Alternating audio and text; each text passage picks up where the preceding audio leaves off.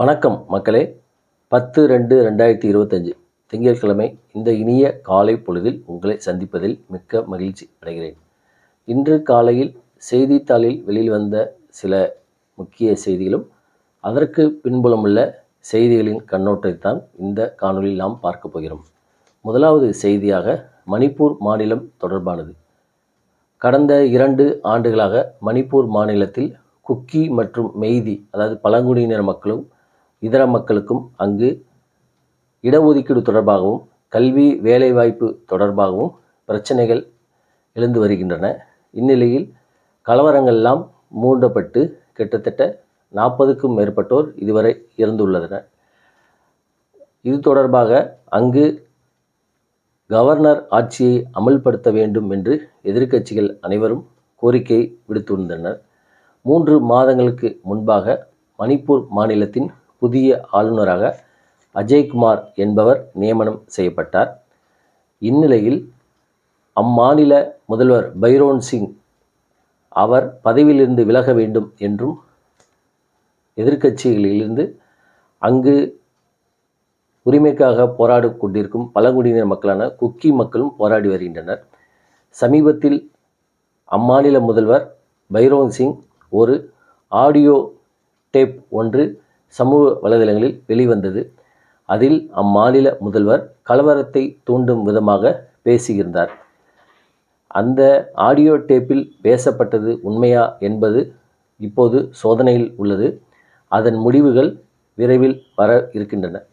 இந்நிலையில் அக்கட்சியின், அதாவது மணிப்பூரை ஆட்சி செய்யும் பாஜக கட்சியின் தலைமை இடம் டெல்லியிலிருந்து பைரோன் சிங் முதல்வருக்கு நீங்கள் பதவியை ராஜினாமா செய்யுங்கள் என்று சொன்னதால் நேற்று தனது ராஜினாமா கடிதத்தை மணிப்பூர் மாநில ஆளுநரிடம் கொடுத்ததாக செய்திகள் வருகின்றன. இந்நிலையில் மணிப்பூர் மாநிலத்தைச் சேர்ந்த 11 பாஜக எம்எல்ஏக்களும் அம்மாநில முதல்வர் பதவியிலிருந்து விலக வேண்டும் என்றும் வலியுறுத்தியதனால் இது 2 வருட கோரிக்கையாக, அதாவது எப்போது அந்த மாநிலத்தில் கலவரம் ஏற்பட்டதோ அப்போதிலிருந்தே அம்மாநில முதல்வர் பதவியிலிருந்து ராஜினாமா செய்ய வேண்டும். மேலும் மணிப்பூர் மாநிலத்தில் கவர்னர் ஆட்சி அமல்படுத்த வேண்டும் என்பதுதான் ஒட்டுமொத்த எதிர்க்கட்சிகளின், காங்கிரஸ் உட்பட அனைத்து கட்சிகளின் கோரிக்கையாக இருந்தது. இந்நிலையில் அம்மாநில முதல்வரின் இந்த ராஜினாமா முக்கிய நிகழ்வாக பார்க்கப்படுகிறது. அடுத்த செய்தியாக சத்தீஸ்கர் மாநிலத்தில், அதாவது பிஜப்பூர் மாவட்டத்தில், மகாராஷ்டிராவுக்கு அருகே உள்ள இந்த மாவட்டத்தில் மாவோயிஸ்ட் சேர்ந்த 31 தீவிரவாதிகள் நேற்று பாதுகாப்பு படையினர், அதாவது சிஆர்பிஎஃப் படையினரால் சுட்டுக் கொல்லப்பட்ட செய்திகளில் பார்க்கப்படுகிறது. தொடர்ந்து மாவோயிஸ்டுகளின் தாக்குதல்களை ஒழிக்கவும் அவர்களின் தீவிரவாதத்தை கட்டுக்குள் கொண்டு வரும் மத்திய அரசு உறுதி பூண்டுள்ளது. இந்நிகழ்ச்சியின் தொடர்பாக நேற்றுக்கு 500க்கும் மேற்பட்ட பல்வேறு பாதுகாப்பு படை வீரர்கள், நான் ஏற்கனவே சொன்ன அந்த பிஜப்பூர் பகுதியை சுற்றி வளைத்து அங்கு இருந்த மாவோயிஸ்டுகளை சுட்டு கொண்டனர். இருவரும், அதாவது பாதுகாப்பு படையினரும் மாவோயிஸ்டுக்கும் இடையே தொடர் துப்பாக்கிச் சூடு நடந்தது. இதில் 31 மாவோயிஸ்டுகள் சுட்டுக் கொல்லப்பட்டனர். அதாவது இந்திய பாதுகாப்பு படையைச் சேர்ந்த 2 சுட்டுக் கொல்லப்பட்டனர். 4 வீரர்கள் இதில் காயமடைந்தனர். 2 இராணுவ வீரர்களின் இழப்பு இந்த நிகழ்வில் ஒரு முக்கிய இதாக கருதப்படுகிறது.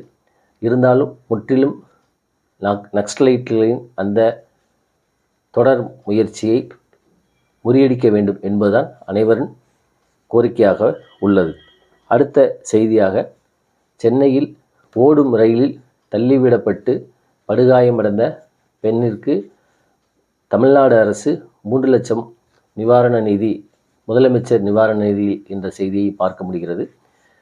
வெள்ளூரில் காட்பாடி அருகே கோயம்புத்தூரிலிருந்து திருப்பதி சென்ற ஒரு தொடர்வண்டியில் கடந்த 4 நாட்களுக்கு முன்பாக கர்ப்பிணி பெண் ஒருவர் பெண்கள் பெட்டியில் பயணம் செய்து வந்தார். அப்போது அங்கே ஹேமந்த்குமார் என்ற ஒரு இளைஞர், ஒரு நபர் அந்த பெட்டியில் புகுந்து அந்த பெண்ணை ரேவதி என்ற அந்த பெண்ணை பாலியல் வன்கொடுமை சீண்டலுக்கு முயற்சி செய்தார். இந்த மோதலில் ஹேமந்த்குமார் அந்த பெண்ணை ஓடும் ரயிலிலிருந்து கீழே தள்ளிவிட்டார். பலத்த காயத்துடன் அந்த பெண் மீட்கப்பட்டு வேலூரில் உள்ள காட்பாடி அருகே உள்ள அரசு மருத்துவமனையில் சிகிச்சை பெற்று வந்தார். இது தொடர்பாக ரயில்வே நிர்வாகம் அந்த பெண்ணுக்கு பாதிக்கப்பட்ட பெண்ணுக்கு 50,000 நிவாரண நிதி வழங்கியது. இந்நிலையில் நேற்று முதலமைச்சர் நிவாரண நிதியிலிருந்து, அதாவது தமிழ்நாடு முதலமைச்சர் நிவாரண நிதியிலிருந்து 3,000 மேலும் இப்போது அந்த பெண் தனியார் மருத்துவமனையில் சிகிச்சை பெற்றுள்ளார். அவருடைய முழு சிகிச்சை செலவையும் அரசு ஏற்றுக்கொள்ளும் என்ற செய்தியும் நாம் பார்க்கப்படுகிறது. இந்நிலையில் ரயில்வே நிர்வாகம் பெண்களுக்கு பாதுகாப்பு அளிக்கும் விதமாக விழிப்புணர்வு மற்றும் பல்வேறு வகையான துண்டு பிரச்சுரங்கள் மற்றும் செல்போன் நம்பர்களை கொடுத்து ஆபத்து என்றால் அலையுங்கள் என்ற விழிப்புணர்வு நிகழ்வையும் ஏற்படுத்தி கொடுத்துள்ளனர். அடுத்து ராமேஸ்வரம் மீனவர்கள் 14 பேர் கைது என்ற செய்தியை நாம் பார்க்க முடிகிறது. ராமேஸ்வர மீனவர்கள் தொடர்ந்து இலங்கை கடற்படையினரால் சிறைபிடிக்கப்பட்டு அங்கு சிறையில் அடைக்கப்பட்டு ஒரு அதிகமான அபராதம் விதிக்கப்படுகின்றனர். இது தொடர்கதையாகவே இருக்கிறது.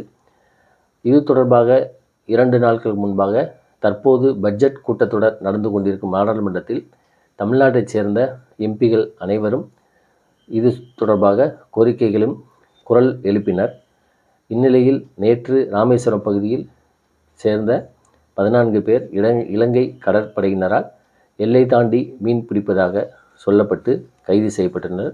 இதனால் அந்த பகுதியில் பரபரப்பு ஏற்பட்டுள்ளது.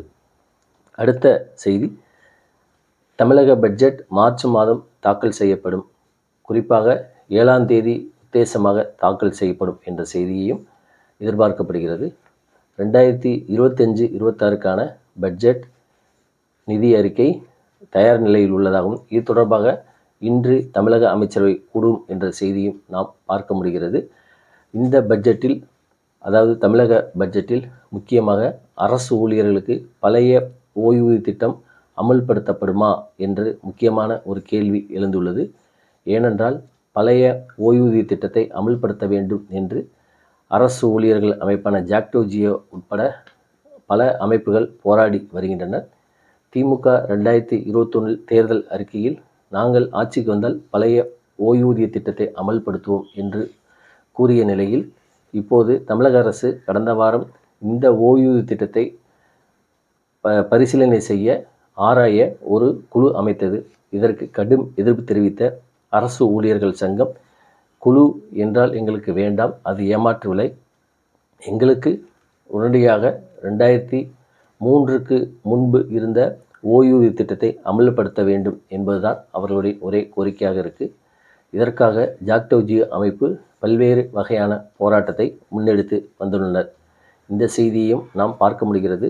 குறிப்பாக இந்த பட்ஜெட்டில், இந்த நிதி ஆண்டில் அரசு ஊழியர்களுக்கு பழைய ஓய்வூதிய திட்டம் வருமா என்பது ஒரு கேள்விக்குறியாக இருக்கிறது. அதை பொறுத்திருந்து தான் நாம் பார்க்க வேண்டும். அடுத்த செய்தியாக, டெல்லி தேர்தலில் 2 செய்திகள் நாம் பார்க்க முடிகிறது. 48 எம்எல்ஏக்களை வெற்றி பெற்ற பாஜக அடுத்து ஆட்சியை பிடித்து உள்ளது. அம்மாநில முதல்வர் யார் என்ற அந்த ரேஸ், அந்த ஓட்டம் ஓடிக்கொண்டிருக்கிறது.